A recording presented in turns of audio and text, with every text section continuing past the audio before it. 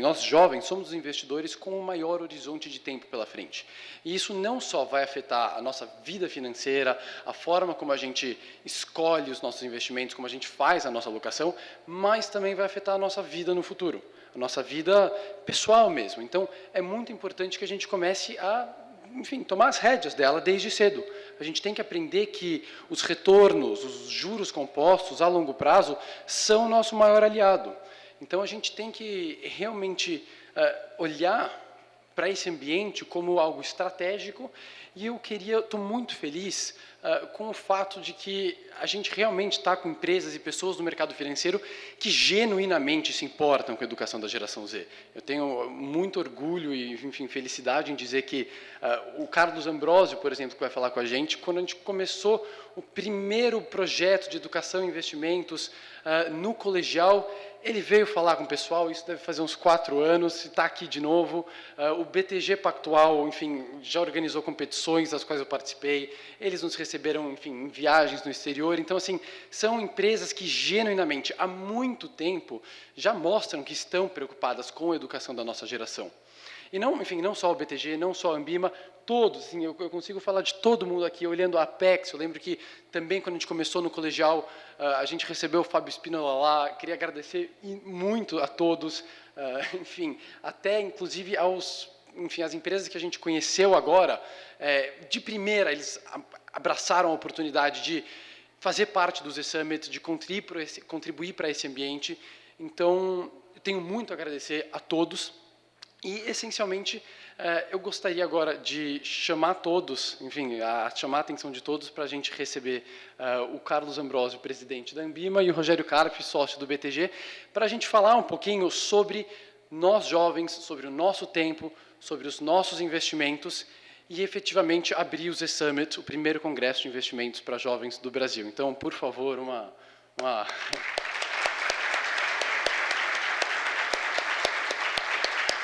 Então, Rogério, Carlos, super obrigado por estarem aqui.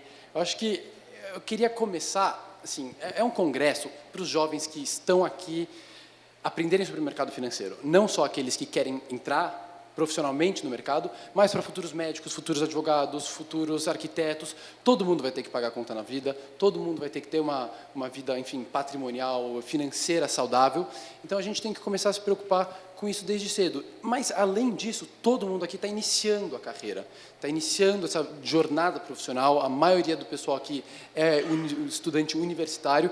Então, eu queria perguntar se vocês poderiam começar se apresentando, falando um pouquinho de vocês e, enfim, se quiserem já passar uma mensagem para o pessoal, a gente pode começar assim. O que vocês acham? Bacana. Primeiro, obrigado, Rafael, pelo convite. Acho que é um prazer estar aqui, super bacana o projeto. Estava até brincando com o Rafael que, assim, hoje eu vejo a turma mais jovem muito engajada, né? O pessoal na faculdade bastante engajado. Na minha época, as pessoas não eram tão engajadas assim, tão jovens. Eu acho muito legal isso, porque cada vez mais jovens vocês começam a ter contato com o mundo corporativo, com os desafios que a vida vai trazer. Desafios esses que eu acho que a gente tem... A educação hoje, principalmente no Brasil, ainda é muito distante da realidade profissional. E o que eu sinto é que, muitas vezes, quando os jovens começam essa vida profissional, eles sentem um baque muito grande, né, da vida acadêmica para a vida profissional. Apesar de várias cadeiras, várias matérias que vocês aprendem são importantes, o dia a dia profissional ele é muito diferente. E eu acho que é muito importante esse contato, cada vez mais jovem, para vocês irem se adaptando, irem sentindo, para quando vocês começarem seus estágios, quando forem efetivados, essa transição ser mais fluida para vocês. Então, obrigado aqui também a todos aí vocês por estarem aqui com a gente. Só me apresentando rapidamente, tá? Meu nome é Rogério Carpi, eu trabalho no BTG Pactual já há quase 7 anos. Minha carreira no mercado financeiro tem quase 20 anos já.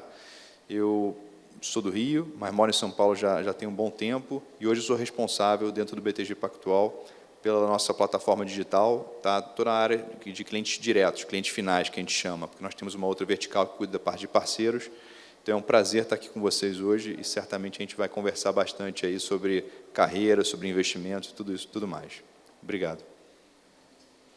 Bom dia a todos. Obrigado aí pelo convite. É um prazer estar aqui com vocês de manhã, podendo conversar um pouco do mercado. Compartilho aqui da mesma visão, estava agora há pouco comentando. Impressionante exatamente esse engajamento, essa organização. Estou acompanhando vocês desde a época da escola. Realmente faz uma diferença enorme você começar logo cedo, ter contato. Como no meu caso em específico, acho que sou um dos mais velhos aqui da audiência. Isso a gente tinha que fazer, começando a fazer estágio muito cedo, né? Então, trabalhando à noite, fazendo estágio mais cedo. Essas alternativas que vocês estão achando, outras maneiras de ter esse contato mais cedo, são muito importantes. Bom, falando um pouco de mim aqui, quer dizer, eu sou Carlos Ambrosio, hoje sou presidente da Ambima, que é uma associação que cobre mercado de capitais, mercado financeiro, tanto a parte de gestão, serviços, e a gente vai poder falar mais um pouco aqui dentro. A educação financeira é uma frente muito importante para a associação. A gente produz muito conteúdo, a gente tem muitos cursos e certificações, que acho que alguns de vocês já devem estar fazendo. Então, essas iniciativas como a de vocês são muito importantes e a gente sempre está apoiando. Durante a Ambima, quer dizer, eu comecei a minha carreira em banco, no Citibank na época, em carreiras de trainee. Logo passei para o banco de investimento e depois fundei uma gestora com alguns amigos e acabei indo para a Ambima no final. Tá? Bom dia. Maravilha, super obrigado aos dois por estarem aqui. E eu queria começar o congresso efetivamente de uma maneira interativa. Então, a gente vai colocar aqui Opa, deixa eu ver se eu aprendi a usar isso aqui.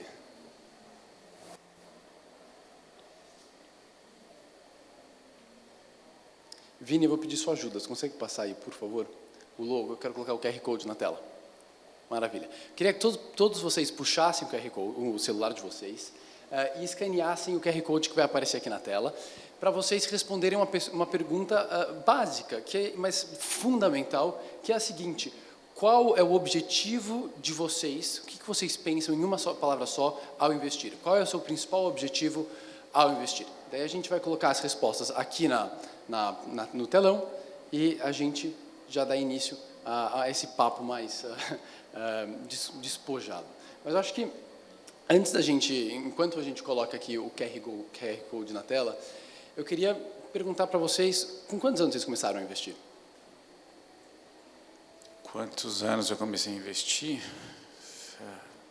19, 18, é por aí. Eu também eu tive uma experiência parecida. Talvez eu acho que o meu caso foi um pouquinho depois, foi talvez com 20, 21, foi quando começou no Brasil a febre dos home brokers, né? De começar a ter alguma negociação online ali. E eu lembro que, obviamente, com pouco dinheiro ali, foi uma forma de eu entrar. E eu lembro que na época, eu falava, poxa, eu vou comprar alguma coisa que seja baratinha, né? Para ganhar dinheiro rápido, né? Então, eu lembro que eu comprei as ações ali na época, se eu não me engano, eram aquelas ações da NET. Não era da NET, que eram baratinhas ali, era 5 centavos, aí subia para 7 centavos, você ganhava. E eu lembro que foi a minha primeira experiência, né? Foi bem bacana, porque a primeira experiência é sempre importante para você perder dinheiro rápido e pouco, né? Para você não ficar achando que você é bom mesmo, porque esse é o problema, né? Você faz besteira, ganha dinheiro, aí ferrou, porque na segunda vez você dobra a aposta, aí você perde tudo.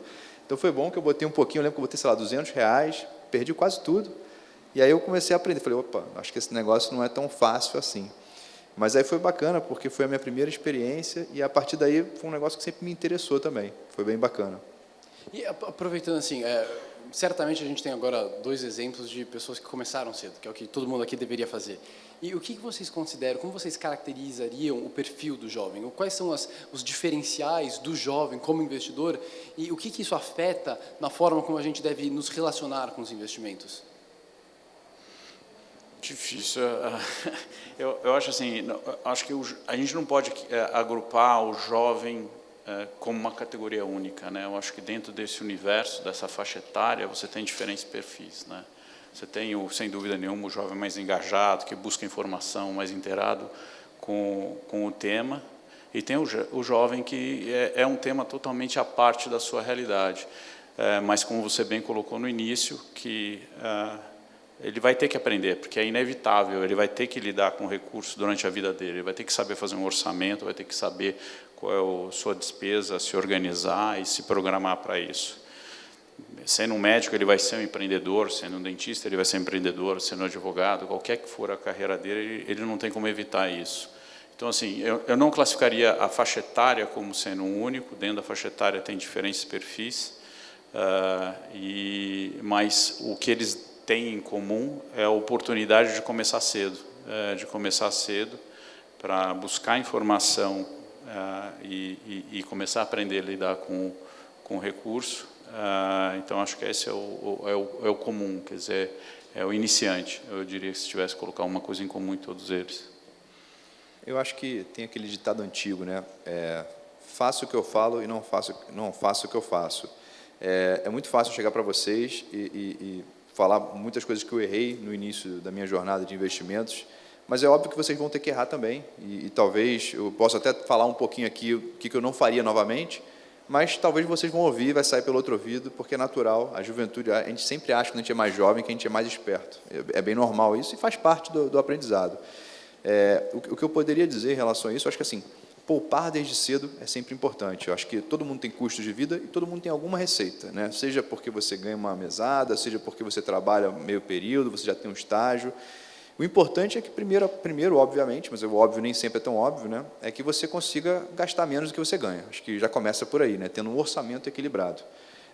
Feito isso, eu não me preocuparia tanto no início de ter investimentos complexos, etc. Eu sei que cripto está super na moda, aí o pessoal fala de opções, fala de futuros, é super bacana, acho que tem que estudar, tem que estar por dentro. Mas acho que isso não é o mais importante. O mais importante, eu diria que é isso, ter esse orçamento equilibrado e conseguir ter aportes constantes, né? Constantemente vocês conseguirem juntar o valor que vocês puderem e continuar aportando. E o que eu faria, se eu pudesse voltar atrás, ao invés de investir em ações da NET, que valiam 5 centavos para lá e para cá, eu talvez teria poupado um pouco mais antes, né, com, sei lá, com um tesouro direto da vida, deixar realmente acumular um capital mínimo ali para você ter, poxa, os seus custos ali de uns 6 meses ali já guardados, e a partir daí sim pensar em diversificar, obviamente os estudos podem começar antes, né, querer começar a olhar outros mercados, sem problema nenhum. Mas aí sim, depois de ter uns 6 meses do meu gasto mensal investido, aí sim eu começaria a pensar numa diversificação maior. Até lá, eu deixaria em algo realmente, um tesouro direto, uma LFT, um título pós-fixado, algo realmente bem tranquilo, né, que você realmente tem ali um retorno mais constante, mais esperado e mais controlado. Acho que, pegando um pouquinho o gancho de se você pudesse voltar atrás, fazer esse tipo de coisa, tem uma pergunta que a gente fez para vários dos patrocinadores do evento, quando a gente estava gravando vídeo com todo mundo, que é a seguinte: se vocês pudessem voltar no tempo, falar com o Rogério de 18 anos, falar com o Carlos de 18 anos, vocês passariam alguma mensagem específica sobre carreira, sobre investimentos? O que vocês se diriam ou talvez diriam para os seus filhos? Bom, para mim, voltar para os 18 é voltar bastante. Então, assim, eu acho que teria duas mensagens, né? Primeiro, para o universo de jovens que quer seguir a carreira dentro do mercado financeiro, né? Eu diria que assim, o que eu teria feito diferente, né? O que eu voltaria a tentar, eu teria olhando para a situação atual, né? Hoje você tem um acesso muito mais fácil à informação e formação, né? Eu teria investido mais ainda em mim e não só a questão do poupar o recurso, né? Teria investido mais em mim no quanto de formação e de busca de capacitação, né? Eu teria feito isso. Já o jovem que não quer necessariamente ir atrás da carreira no mercado financeiro, eu teria feito exatamente o que o Rogério falou aqui, que teria me programado melhor para ter esse colchão de liquidez. E talvez diferente, quer dizer, se você não tem tanto interesse, não tem uma grande aptidão, teria buscado alguém para me ajudar, que hoje é possível, né? Hoje você tem todo esse universo de profissionais que pode te ajudar. Então, acho que seria isso que eu teria feito diferente. Maravilha. E você, Bacana. Rogério? Assim, acho que para não ser repetitivo, né, com esses pontos que eu concordo super que foi dito, Eu falaria alguns outros pontos. Assim, eu acho que, falando um pouco mais de carreira, né, eu acho que todo mundo entra no mercado de trabalho, entra ali como estagiário, aí depois é efetivado e tudo, e é natural, o jovem ele é muito ansioso. Nós éramos na nossa época, e hoje em dia eu acho que vocês são até um pouco mais. Por que isso? Pelo contexto, né? Hoje a própria internet, assim, eu fui ter internet com 16 anos, né? Com 16 anos a internet começou a aparecer. Até então, você tinha um trabalho de escola para fazer, você tinha que abrir de fato o livro ali, a enciclopédia para de fato buscar, né? Já estou ficando velho também. Então, assim, é natural que a internet, a informação muito rápida, ela traz muita ansiedade. Isso é comprovado. Então, o que eu diria para vocês falando de mercado de trabalho, e o mercado de trabalho, eu acho que ele não evoluiu nessa velocidade que a informação evoluiu, essa velocidade da informação. O mercado de trabalho ele tem um timing próprio, a não ser, obviamente, que você seja que você empreenda, você cria a sua empresa, e você com 25 anos vira CEO, 26 anos, pode acontecer também, eu acho que é o caminho que muitos vão tomar.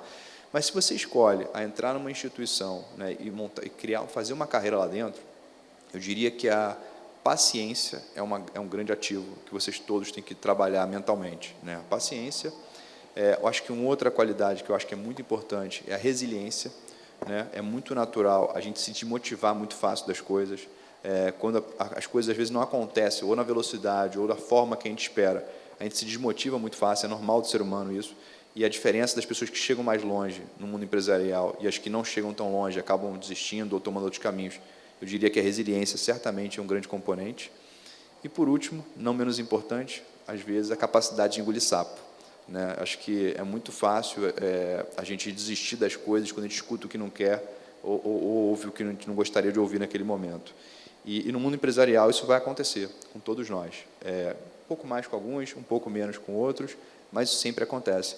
Então, acho que como uma sugestão de carreira, né? Dica, acho que é uma palavra forte, porque a dica, a gente não está aqui para dar dica, mas a gente está falando um pouco das nossas experiências, né? Talvez um conselho. Acho que eu diria que esses 3 pontos são muito importantes. Paciência, resiliência e a capacidade de engolir sapo. Acho que, obviamente, isso agregado, né? A competência, tudo o resto que é óbvio, não preciso nem repetir aqui. Vamos ver se o pessoal teve paciência mesmo, porque agora a gente conseguiu botar o QR Code no telão. Todo mundo respondeu? Maravilha. Passa aqui para a gente ver as respostas, por favor. Isso eu acho bacana de ver, né? Olha como vai... Vocês conseguem enxergar aqui? Sim. Qualquer coisa a gente tem aqui no fundo também. Mas acho que as principais palavras que a gente está vendo aqui são liberdade, segurança e rentabilidade. Liberdade financeira, independência financeira. Eu acho que puxando esse gancho de liberdade e segurança, acho que hoje, enfim, pensando talvez na nossa geração, que não vai poder contar tanto com pensão pública, com previdência pública, enfim, que a gente vê vários movimentos hoje de independência, enfim, a gente querendo ser mais autônomo. Qual que é a importância da independência financeira? Por que começar cedo hoje pode nos deixar mais livres, mais independentes no futuro? Bom, tem uma questão técnica, né? Quanto mais cedo você começar, a própria rentabilidade sobre rentabilidade, isso tem um efeito exponencial, não preciso explicar para ninguém aqui, que eu acho que todo mundo aqui já sabe, né? Então, quanto mais cedo você começa, melhor né? O melhor e maior o efeito ao longo do tempo, né? Eu acho assim, todo mundo pode começar cedo. O Rogério deu exemplo aqui, quer dizer, todo mundo tem que se programar, fazer o orçamento, fazer sua poupança e aí, em determinado momento, quando você consegue ter um colchão que te possibilita, você começa a poder fazer a sua alocação, que eu diria que é o ponto mais importante, né? Mais importante do que querer descobrir o índice que vai ser divulgado, o resultado da companhia, o que for, é saber fazer uma boa diversificação, né? Acho que existem vários estudos que mostram que a diversificação correta, a alocação correta, é muito mais importante do que o timing de qualquer investimento, né? Então, assim, aprender a fazer a sua alocação, entender essa mecânica e buscar. Quanto mais cedo você começar a fazer, quanto mais cedo você praticar isso, mais rápido você vai buscar a sua segurança ou liberdade econômica na vida, né? Eu acho que é isso. Exatamente. Eu acho que essa questão da alocação do portfólio, né, da sua carteira de investimentos, ela é muito importante. E é muito natural. Hoje o mercado está inundado aí com informações para todos os lados. Informações boas, informações ruins, né? Eu acho que esse é o ponto que a internet traz para a gente. Ela traz a liberdade da comunicação. Antes, você tinha acesso à informação através de livros. Teoricamente, não vou dizer que sempre, o livro ele tem uma curadoria maior, né? Ele passava por uma editora, existia um processo para aquela informação chegar até você. Hoje, qualquer pessoa pode criar um Instagram e falar qualquer coisa sobre investimentos.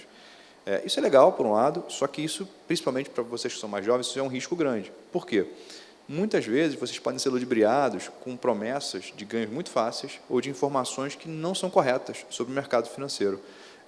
Não, você, poxa, vai botar aqui um dinheiro e eu vou te ensinar aqui a ganhar tantos % ao dia, né? Nós tivemos vários casos aí, quem lê jornais e tudo está por dentro assim de vários casos de pirâmide, de situações aí que aconteceram, que foram descobertas nos últimos anos, nos últimos meses. E é sempre isso, né? É sempre trabalhando no psicológico do ser humano. A pessoa sempre traz promessas muito fora da realidade. E as pessoas, com sempre aquela vontade de ter um ganho rápido, um ganho fácil, elas abraçam aquela ideia.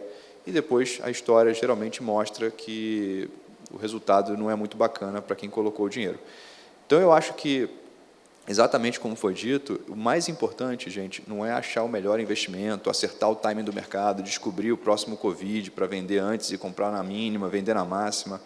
O mais importante é isso, é vocês começarem a acumular. E montarem uma carteira balanceada. Você pode, não, mas Rogério, eu quero vender uma parte para fazer trades, para experimentar, para operar, tudo bem, mas que seja uma parte pequena do seu portfólio, que aquilo ali seja um valor que, se você perder tudo, digamos assim, no pior cenário, que aquilo não vai impactar o seu planejamento de acúmulo de capital. E como eu falei, e novamente eu estou falando aqui, meio que falando para vocês não fazerem o que eu fiz, porque lá atrás o dinheirinho que eu tinha, eu botei tudo na ação que valia 5 centavos. Mas, obviamente, eu também aprendi rápido, também era um dinheiro também que não mudou minha vida, mas talvez se eu tivesse, desde o início, feito da forma correta, talvez eu estava até um pouco mais longe hoje. Então, acho que o recado que eu tenho para dar é esse, não entrem, cuidado com as informações que vocês escutam, leem e absorvem, né? Eu acho que é importante ouvir tudo, acho que é importante estar sempre ligado em tudo, mas é importante filtrar e absorver só aquilo que de fato é relevante, né? E não cair nessas histórias aí que, digamos assim, não terminam muito bem. E, pegando esse gancho, deixa eu fazer uma pergunta, acho que fundamental para todo mundo. Investimentos. Para a gente investir bem, a gente tem que ser um mago, a gente tem que ser brilhante, nascer com dom, ou a gente tem que respeitar um processo? Investir é um processo ou é algo com, enfim, saber investir é um processo ou é um dom que a gente deve ter? Pode começar? Pode ir. Tá bom. Bem, eu acho que, para mim, a principal característica do bom investidor é a humildade, né? Para mim, acho que é isso, assim. Você, obviamente, tem investidores que são gênios, você tem investidores que são muito bons, muito fora da curva, mas eu acho que, beleza, esse cara talvez vai ter uma performance um pouco acima, né? Acho que como a história mostra. Mas a grande verdade é que, se você for uma pessoa humilde, montar um portfólio equilibrado, você vai ter sucesso. Talvez um pouco mais, um pouco menos, mas você vai ter sucesso. Dificilmente você não vai ter sucesso. O problema é quando a gente se acha mais esperto ou mais inteligente que todos, né? Vamos lembrar que, quando a gente fala do mercado, o mercado ele é um organismo vivo que é composto por todos nós aqui e mais milhões de pessoas no mundo. É muito difícil a gente achar que a gente é mais inteligente. Assim, é muito difícil, não é muito fácil a gente achar que a gente é mais inteligente que a média. Só que é muito difícil que isso seja verdade, né? Existe uma pesquisa feita sobre finanças comportamentais que é o seguinte: perguntaram para as pessoas, né? Você acha que você dirige abaixo, na média ou acima da média? Dirige carro, normal. A maior parte das pessoas se considera que dirige acima da média. Isso quer dizer o quê? Que a média está errada? Não, que o viés comportamental das pessoas é errado. A gente acha que a gente é melhor do que a gente é. É natural isso. E aí, por isso que eu falo da humildade. Quando você acha que você é melhor, mas você tem a humildade de voltar atrás e falar, opa, eu acho que eu sou melhor, mas talvez isso não seja verdade. Vamos considerar que eu sou na média. Porque se você volta atrás e tem a humildade de se considerar que você está na média e monta um portfólio equilibrado, você certamente vai ter resultado no longo prazo. Agora, se você acredita de fato que você é acima da média, e pode até ser, tá? Mas na maior parte dos casos não é, porque a média é a média, a chance de você se dar mal, né, ou tomar uma decisão errada é grande. Então, eu diria que a humildade, para mim, é a principal característica. Não acho que tem que ser um gênio, pelo contrário. É óbvio que se você quer ser um gestor do melhor fundo do mundo, aí sim, talvez você vai ter que ser um gênio. Vamos ser sinceros aqui. Mas investir e ter segurança, liberdade, tudo isso, não exige que você seja o melhor gestor com o maior retorno do mundo. Tá? Vamos só separar essas coisas. Então, eu diria que eu acho que volta essa palavra, humildade, gente. Na hora de investir, a principal característica que eu diria para o investidor médio é humildade. Bom, concordo, tudo foi colocado, só complementando, quer dizer, eu acho assim, dois universos aqui, né, que a gente está falando. Primeiro, os que querem seguir a carreira dentro do mercado, provavelmente se envolver como profissionais do setor, do segmento. Acho que aquilo um pouco que eu falei antes, quer dizer, que absorver a informação, buscar informação e cada vez mais construindo essa capacidade é muito importante. E não acho que é questão de gênio, é questão de, já foi colocado aqui, é questão de dedicação, perseverança, resiliência e buscar e ter determinação no objetivo. Na parte do investimento, dos que não necessariamente seguem a carreira dentro do mercado financeiro, eu acho que é processo, como você bem colocou, Rafael, é processo. E digo mais, quer dizer, hoje assim é processo e é entender que é uma necessidade de todo mundo. Você tem que endereçar essa questão na sua vida, né? Porque ela não vai se resolver por si só. Né? Você tem que ter esse processo, você tem que ter esse objetivo de se organizar financeiramente. Se é algo que para você é muito difícil, nada prazeroso, nem que você vá buscar assistência com profissionais para te ajudar a fazer isso. Né? A pior situação é você não endereçar essa questão na sua vida e descobrir de repente, putz, estou pendurado no cartão. O mais importante é botar isso, definir uma meta e ter o processo de resolver. Ótimo se for algo que te interessa e você vai se aprofundar, se dedicar e criar capacidade própria para chegar no limite fazendo sua alocação e fazendo seu rebalanceamento e tudo mais. Se não for esse o caso, você vai ter que identificar quem são os agentes, quem são as pessoas que vão poder te assessorar melhor durante essa jornada, esse processo. É isso.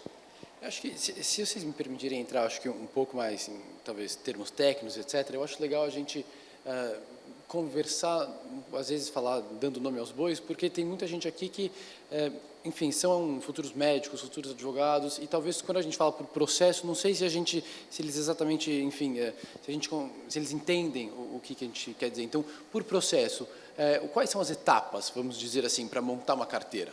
Passando por classes de ativos, produtos, porque o que a gente vai, depois dessa conversa, a gente vai destrinchar várias classes de ativos ao longo dessas palestras. Tá, eu vou dar alguns passos antes até, né? Pegar um pouco do gancho que a gente já falou aqui antes, né? Vem antes até do classe de ativo e alocação, né? Vem o primeiro assim, teu orçamento, quanto que entra, quanto que você gasta, quanto que sobra, né? O que eu posso ajustar para sobrar mais, né? Primeiro, definir o quanto sobra. Exatamente, qual é o colchão que você vai criar, né? Uma vez isso definido, fala assim, o que é processo? Desde a pessoa que tem um menor ou nenhum interesse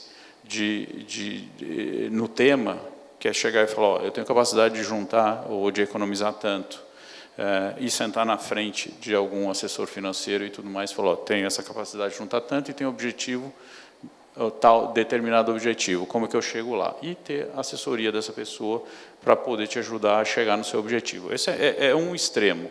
Ao outro extremo, de realmente você identificando quanto que você tem capacidade de guardar, você ir começando a entender as classes de ativos e fazer uma alocação e se colocar uma obrigação de revisitar aquilo, sei lá, todo mês dar uma olhada como está indo, a cada 3 meses ver se precisa rebalancear alguma coisa, criar uma rotina de você para ir acompanhando as informações e os resultados que você vem obtendo e poder ir rebalanceando para buscar. Mas, quer dizer, dá para ir de um limite ao outro, de se aprofundando no tema. Então, é isso que é o processo, é criar essa rotina e não acreditar que aquilo vai se resolver sozinho, porque não vai, entendeu? Então, é isso que você precisa ter. Exatamente. Eu acho que, complementando o que o Carlos falou, né, eu acho que o primeiro ponto é isso, né, é aquele ditado famoso, não importa o quanto você ganha, o que importa é o quanto você gasta. Porque o que importa é o que sobra, né? Tem pessoas aí que ganham muito bem, gastam praticamente tudo que ganham e não tem a tal famosa liberdade financeira. Por quê? Não tem margem de manobra. E aí essa pessoa está num bom emprego, está ganhando super bem, mas também está gastando tudo. Aí, por algum motivo, ela sai daquele emprego, ela perde aquele emprego, o cenário muda, e aí ela se vê com um custo altíssimo, que ela não tem nenhuma margem de manobra, ela não tem uma reserva de emergência, ela não se planejou, e de uma hora para outra, aquela vida que era maravilhosa se torna um grande problema, né? Aí é cheque especial, cartão, e aquela cena trágica que a gente conhece, que é você começar a virar escravo dos juros, no ponto negativo, né? Não você domando os juros, mas você virar realmente um refém deles, e aquilo ir contra você. Então, acho que o primeiro ponto, concordo plenamente, é você se programar, né? É ter realmente um equilíbrio financeiro no seu orçamento. Depois disso, eu acho que o passo ideal, obviamente, é se informar, começar a entender sobre o mercado como um todo e, principalmente, buscar uma instituição séria, uma instituição que você confie ou que você tem amigos que já utilizam, que você gosta, abrir uma conta lá e fazer um processo de suitability, que a gente chama de perfil do investidor, que é extremamente importante para você identificar qual é o seu perfil. Se você é uma pessoa um pouco mais conservadora, mais moderada, um pouco mais com viés um pouco mais agressivo, você vai entender. Existem alguns questionários que podem te ajudar a entender isso. Obviamente, quanto mais jovem você é, você teoricamente pode tomar um pouco mais de risco, porque você tem mais tempo para aquilo ali convergir de forma positiva para você, mas é claro que você tem que entender isso com a instituição que você está trabalhando. Feito isso, depois que você entende o seu perfil de investidor, aí sim você vai começar a falar de um portfólio da sua carteira, né? Então, você primeiro fez o dinheiro sobrar, organizou seu orçamento. Depois você entendeu o seu perfil, aí depois que você vai pensar em que ativos você vai adquirir para aquela carteira. E sempre lembrando que se você está começando agora um pouco, talvez você nem precise se preocupar tanto com essa carteira como um todo. O ideal é você começar alocando num ativo mais simples, né? Como eu falei, num título pós-fixado, alguma coisa que te dê uma tranquilidade, até você ter um acúmulo maior e aí sim pensar na diversificação. Então, fazendo esses passos, que são simples, né? Mas muitas vezes a gente se acha mais esperto e acha que descobriu a pólvora ou alguma fórmula mágica, a gente quer dar 5, 6 passos à frente, e aí sim a gente às vezes comete o erro, né? Ah, não, porque meu amigo falou que agora a boa é cripto, botar tudo em cripto. Pode ser que dê certo, né? E assim, eu não estou falando que vai dar errado, pelo amor de Deus. Quem fez isso aí, por exemplo, botou tudo em Bitcoin, sei lá, em 2009, não posso dizer que não teve sucesso, né? Por falar nisso, quando foi em 2011, eu li uma matéria sobre Bitcoin, e aí eu falei com um amigo, estava almoçando com um amigo, eu falei, cara, vou botar aí uns $2.000 nesse negócio. Adivinhe, não botei. Na época era difícil achar corretor e tal. Eu falei, cara, vou botar um dinheiro para ver o que acontece. Eu achei interessante o case e tal. Não botei, hoje eu me arrependo. Enfim, mas brincadeiras à parte, pessoal, poderia, se eu tivesse feito, teria dado certo, mas poderia ter dado muito errado. Poderia ter virado zero, como vários outros criptoativos, né, viraram zero. Então, assim, aqui a gente não está dizendo que um investimento é melhor do que o outro. Simplesmente eles são mais arriscados do que o outro. Um investimento é mais arriscado que o outro. Isso é normal do dia a dia, né? É normal do mercado. Então, acho que é isso. Você seguir esse processo, que ele é simples, mas ele, apesar de ser simples, ele não é tão excitante. Eu acho que é isso que aí volta a disciplina, a humildade, né? É muito mais excitante você pegar teu dinheiro todo e comprar tudo em futuros e achar que vai ficar rico de um dia para o outro, né? É mais legal. Só que poucos conseguem, a maior parte não. É igual você ir no cassino, né? Cá entre nós. Você pode chegar no cassino, botar ali na roleta, ali, botar tudo num número, você vai multiplicar, acho que, sei lá, 36 vezes, né, quando você acerta o número, mas a chance de dar o número que você botou também é pequena. Então, acho que essa é a reflexão, né? Acho que tudo no mercado se resume a risco e retorno. Acho que esse é um tema importante aí para você refletir. Pessoal, eu queria abrir para perguntas, mas antes eu acho que uma pergunta que me fizeram ao longo da organização do congresso foi o seguinte: por que não um congresso sobre educação financeira? Por que já sobre investimentos? Eu acho que quando a gente ouve uma conversa dessas, a gente vai percebendo o poder dos investimentos, a gente vai percebendo o poder dos retornos compostos ao longo do tempo, tanto em liberdade, em segurança, como rentabilidade. E uma coisa que a gente percebeu trabalhando com escolas é que, uma vez que a gente começa a descobrir todos esses poderes, a gente começa a olhar diferente para aquela roupa que a gente quer, para aquele restaurante que a gente vai toda hora. Eu acho que talvez a forma como a gente consome, você começa a olhar, putz, vou comprar esse tênis ou vou comprar umas ações a mais, um negócio assim. Então a gente começa a pensar nessas coisas, e aprendizado nunca é demais. Então acho que por isso que a gente trouxe a pauta de investimentos já. Queria agradecer vocês dois e queria abrir para perguntas. Joana, se você puder passar com o microfone, quem aqui tem alguma pergunta? A gente vai fazer bem simples, levantando a mão. Vou ser prático. Tudo bem, bom dia, meu nome é Lucas. Eu queria fazer uma pergunta até relacionada ao que ele falou, tipo, uma pergunta mais pessoal. Eu fiquei uns 4 anos da minha vida na caverna, tá ligado? Trabalhando e acumulando capital, investindo, estudando. E aí, assim que eu já tinha um certo capital acumulado, eu fiquei naquela dúvida: eu aumento meu padrão de vida ou mantenho meu padrão de vida para continuar fazendo aportes altos, para continuar acumulando capital aqui onde eu estou?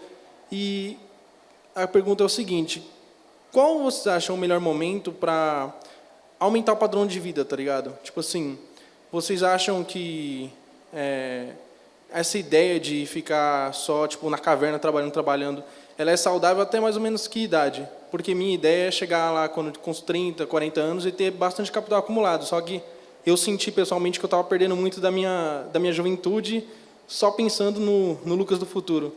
Qual o melhor momento vocês acham assim para aumentar o padrão de vida e começar mesmo a usufruir do que foi construído? Obrigado. O Lucas, assim, acho que o primeiro ponto, o ponto importante é se quando você está na caverna, como você colocou, você está fazendo alguma coisa que te dá prazer, né? Eu acho assim, o primeiro desafio do jovem, e esse desafio acontece muito cedo, é você escolher a carreira de algo que te dá prazer quando você está fazendo, entendeu? Então, assim, eu tive a sorte porque eu acho que, principalmente lá atrás, na minha situação, foi sorte, de ter escolhido a carreira que me dá prazer. Então, assim, enquanto alguns, sei lá, estavam fazendo uma viagem, eu estava trabalhando, mas estava com prazer em estar investindo em mim mesmo e estar crescendo profissionalmente. Isso me deu muito prazer, esse caminho, essa jornada deu muito prazer. Então, eu nunca encarei muito de, putz, eu tô aqui numa penitência e quando que eu vou ter prazer, né? Então, assim, acho que esse é o primeiro desafio, se você está tendo prazer quando você está na caverna, que nem você colocou. Se você está tendo prazer fazendo aquilo. Se você está tendo prazer fazendo aquilo, assim, aumentar o padrão de vida, assim, é o que é necessário, né? Quer dizer, a gente ter essa consciência que ninguém aqui também quer que vocês virem monge tibetano e não consuma, não faça nada, entendeu? Não é isso. Mas acho que tem que ser algo saudável, algo dentro das suas condições e você olhando a longo prazo. Eu, pessoalmente, quando tinha a idade de vocês, o meu maior desejo, e é engraçado, e olha aí, muda, são décadas e continua, eu queria ter a liberdade financeira quando eu estivesse mais velho. Eu não queria estar com 50 anos de idade preocupado se eu ia ser mandado embora ou se eu ia ser substituído por alguém mais jovem. Eu queria ter uma liberdade financeira e continuar construindo. Então, esse era o meu objetivo, isso era o que eu buscava, né? Então, como que eu faço para buscar isso? Quer dizer, eu acho assim, o padrão é consequência, você vai indo, para mim, pelo menos, meu sentimento não é objetivo, é consequência. Eu não quero aquele carro. Por um determinado momento, você olha, dentro do equilíbrio das forças, dá para fazer. É isso, essa consciência, não tem uma regra, né? É difícil de falar. Eu acho que os pontos que o Carlos colocou são perfeitos. E aí, fazendo um link com a liberdade financeira, né? Porque eu acho que talvez seja os dois pontos antagônicos, né? Curtir a vida ou ter liberdade financeira no futuro. Aí você tem aquela pensamento. Poxa, se eu não curtir agora e morrer, daqui a 2 semanas, né? O avião caiu, acabou minha vida, não aproveitei nada. Mas também, se eu curtir tudo agora, quando eu chegar lá com meus 50, 60, eu vou estar ali contando minhas moedas. E eu acho que o equilíbrio, eu acho que é o desafio. Como é que você busca esse equilíbrio? Talvez acho que essa é a grande pergunta, né? Tentando tangibilizar aqui a resposta para a sua pergunta. Eu acho que existem alguns cálculos aí que vários estudos mostram que é o ideal. E eu acho que você pode se basear nisso. Tá? Óbvio que cada um tem que adaptar um pouquinho à sua realidade. O que os estudos mostram é que, assim, você guardar pelo menos 20%, 15% a 20% do que você ganha, parece ser bem prudente. E você consegue ter curtir, digamos assim, a sua vida, seja como jovem, como um adulto, como um pai de família, né? Ter um padrão bacana dentro da sua possibilidade. E, ao mesmo tempo, você consegue também manter um acúmulo de capital. É claro que se você puder juntar mais do que isso, né, e você conseguir ter um padrão de vida que te deixa feliz, que eu acho que é como o Carlos falou, acho que essa felicidade, talvez o que me deixa feliz não é o que te deixa feliz e vice-versa, né? Então, acho que pelo menos de 15% a 20% me parece que seja razoável. É claro que, enquanto você não tem filhos, você não tem grande responsabilidade, talvez você mora com os pais ainda e tudo, se puder guardar mais, melhor, né? Eu acho que, então, eu olharia um pouco por aí, talvez para te dar um pouco alguns números, assim, para te ajudar a fazer alguns cálculos, para você não ficar com tanta responsabilidade nas suas costas de tomar essa decisão, eu olharia por aí. Eu acho que de 15% a 20%, pelo menos, podendo chegar a 30%, a 40%, se você realmente está muito bem para a sua idade ou para a sua necessidade de vida, é muito legal. Você certamente vai ter um futuro com uma liberdade financeira grande. Porque acho que é isso, no fundo, gente, é um trade-off sempre, né? Sempre uma troca. Curtir muito agora, né? A gente, às vezes, sempre tem aquele colega que começou a trabalhar e ganhou um bônus, já comprou um carro zero e tudo mais. É bem comum isso, né?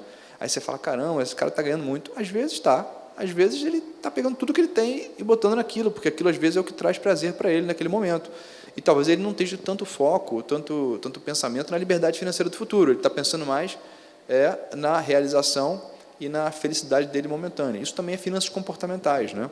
A felicidade no curto prazo, ela tem um valor maior para o ser humano do que a felicidade futura. Até porque o nosso cérebro ele trabalha com incentivos de curto prazo mais fácil do que com incentivos de longo prazo. Eu te dizer que se você juntar tudo que você ganha agora, você com 60 anos vai ser tranquilo, isso é difícil você assimilar isso como felicidade agora. Agora, se eu falar que você vai ganhar um bônus aí, você vai poder comprar um carro novo, sei lá o que você gosta, tudo zero, novinho, talvez vai te dar mais felicidade de curto prazo. Então, acho que essa habilidade de equilibrar esses dois mundos, eu diria que é o ideal, porque também não é para a gente, como ele falou, ninguém é para virar monge tibetano, né? Não é o objetivo aqui, não, vou guardar tudo, vou ficar aqui contando migalha. Tem gente que faz isso, né? E tudo bem, mas também acho que não precisa, acho que você pode ter um equilíbrio bacana nisso. Maravilha, obrigado. Respondido? Obrigado. Gente, a gente tem tempo para mais uma pergunta. Obrigado, Joana.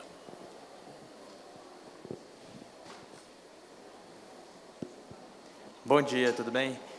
Meu nome é Alexandre e a minha pergunta é referente ao quê?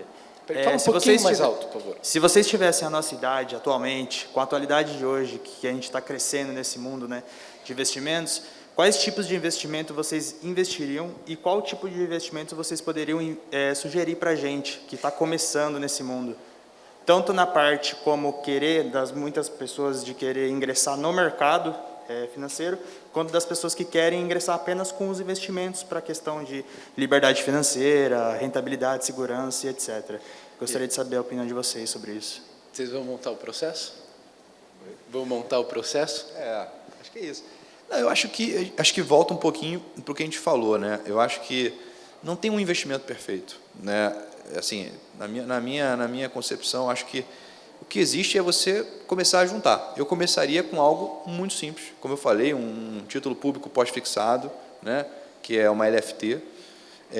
Eu acho que esse é o investimento para você começar. Ou um CDB de um banco bacana, que tem um retorno bacana. Para começar isso, né? Não sei se você esperava que eu ia te falar para você botar no Ethereum ou no Bitcoin. Assim, não dá para eu te falar isso, né? Até porque pode ser que se você fizer isso, daqui a 10 anos você vai estar muito rico e vai estar rindo da minha cara. Pode ser, não estou dizendo que não. Mas é muito difícil a gente recomendar isso, né? Acho que é difícil você escutar isso de uma pessoa séria que recomende para você fazer isso. Eu acho que você tem que começar agora a acumular. Mais do que pensar. E depois pensar num portfólio, e não num ativo. Não tem um ativo mágico, né? Por exemplo, vamos supor que a pessoa foi... a gente já estou perdido com esse Covid já. O Covid foi em 2019, começou? Foi início de 2019, né? Eu já estou perdido, eu já não sei mais. Eu sei que eu estava em Nova York a trabalho e foi no dia que o Trump falou que os voos para a Europa estavam cancelados. Aí eu liguei para o banco e falei, cara, eu vou voltar agora, não vou ficar aqui mais nenhum dia. Eu fiquei com medo de ficar preso, minha filha tinha acabado de nascer.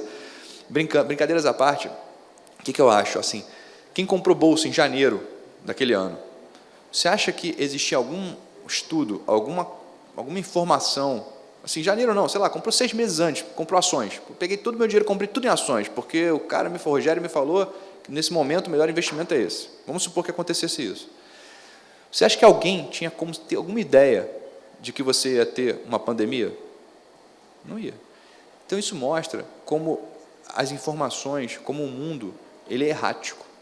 Então não existe o investimento perfeito, porque ninguém consegue prever o futuro. Ninguém. Não existe. Você pode falar, mas o Warren Buffett não prevê o futuro. Ele compra boas empresas e ele aguarda anos e anos, décadas, para aquilo acontecer. E no meio desses anos, acontecem pandemias, acontecem crises de subprime, como aconteceu em 2008. Né? Por exemplo, em 2007, quem comprou tudo bolsa esperava que ia ter uma crise imobiliária americana? Também não esperava. Então, eu acho que essa sua pergunta ela é muito boa, não porque a gente vai ter uma resposta objetiva para ela, mas ela é muito boa porque é muito natural. E eu também tinha isso com a sua idade, achar que não, que é o bizu do momento, né? Que é a dica do momento, que eu vou botar meu dinheiro e vou ficar rico. Não tem isso. Pode ser que você bote em alguma coisa e aquilo de fato aconteça, mas do ponto de vista racional, não tem como ninguém te responder isso. Então é melhor você pensar sempre num portfólio, numa carteira. Vamos supor que no seu portfólio você tenha 20% de ações, supondo, tá? Aí você passou ali pela pandemia que o mercado caiu 50%, mais ou menos. Então, essa sua carteira de ações, que era 20% da sua carteira, você caiu para metade. Vamos supor que era 20 mil reais, caiu para 10. Poxa, mas você ainda continua com 90, né? Você não perdeu todo o seu capital. Agora, se você tivesse colocado tudo em ações, você tinha perdido metade do seu capital total. Então, acho que a reflexão é muito mais por aí. Eu acho que essa é uma ótima pergunta, porque ela transmite muito aquilo que eu falei do início, né? Que é natural, quando a gente começa a investir, pensa em investir, a gente sempre tem essa cabeça de que a gente vai descobrir qual é o ativo perfeito. Então, acho que a reflexão é um pouco por aí. Só te pedir uma coisa, é rapidinho, porque a gente está, agora que eu vi o horário, a gente estourou, mas quer complementar? Não, eu só ia complementar um negócio rapidinho, quer dizer, concordo com tudo que foi falado, se eu pudesse te dar alguma sugestão só, não é um ativo, mas quem quer, de uma maneira organizada e programada, ir criando esse colchão, além da questão do dito público, que a gente já foi falado aqui, o mundo de previdência pode ser um bom chassi, porque tem seus benefícios de postergação de imposto, de acumulação, de você calcular dentro do teu rendimento do ano o que você pode ter de benefício de contribuição e dedução do imposto de renda. Vale explorar o chassi, não estou falando o ativo, tá? É o chassi, é o instrumento que é a parte de previdência. Pessoal, muito obrigado, Rogério, Carlos, muitíssimo obrigado por essa abertura animadora. Eu queria agradecer vocês por esse papo, digamos assim, inspirador e conceitual como um todo, porque agora a gente tem uma jornada pelo dia para a gente destrinchar vários temas específicos, várias classes de ativos. Então, a gente ouviu agora um pouquinho de vocês, a gente ouviu sobre como vocês, enfim, quais são seus objetivos, a gente ouviu deles como o jovem talvez deveria investir, e agora a gente vai ouvir do Marcelo Billy, superintendente da Ambima, como os jovens efetivamente têm investido. A gente, não sei se vocês conhecem a pesquisa Raio-X, é uma pesquisa que a Ambima faz sobre hábitos de investimentos por geração, e a gente teve, no ano passado, a realização da pesquisa com a nossa geração, com a geração Z. E agora a gente vai receber o Marcelo Billy para falar um pouquinho sobre os resultados dessa pesquisa. E queria agradecer vocês dois imensamente. Carlos, preciso reiterar que é muito, enfim, significa muito a gente ter você aqui de novo, abrindo mais um projeto, enfim, trazendo toda a sua expertise. Eu queria que vocês soubessem que vocês estão falando com duas feras do mercado financeiro, sendo bem rude, não é pouca porcaria. Então, muito obrigado mais uma vez, Rogério, Carlos, BTG, que é o nosso patrocinador master, e a Ambima, que também é um grande apoiador. muito obrigado. Obrigado a todos e bons E-Summits. Espero que a gente curta o dia inteiro, tá bom? Muito obrigado, pessoal. Obrigado aí.